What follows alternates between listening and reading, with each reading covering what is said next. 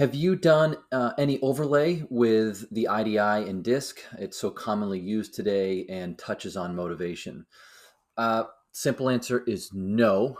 We haven't done a correlational map or even a mapping to DiSC with the IDI.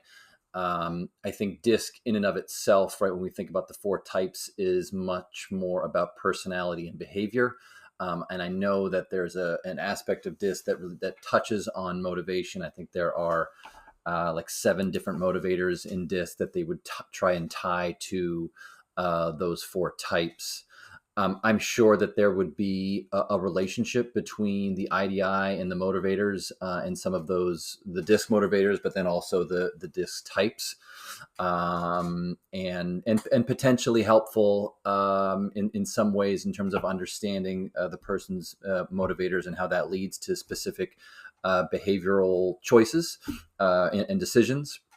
But again, we at MRG we haven't correlated them in any way. I think, and this is just a little bit of an aside, but I think while I appreciate that DiSC is used a lot and it can be helpful for people, I do get concerned with type-based assessments.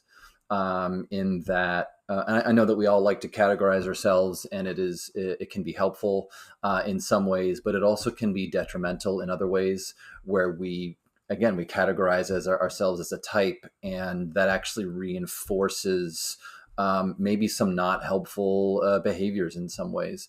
So when I think about DiSC and other type-based assessments in comparison to the IDI, I think one of the things that I really like about IDI is the fact that we're not giving you a type. Yes, it is complex, but I'm not defining you by a letter or a color, and I think that actually allows for the complexity to come through.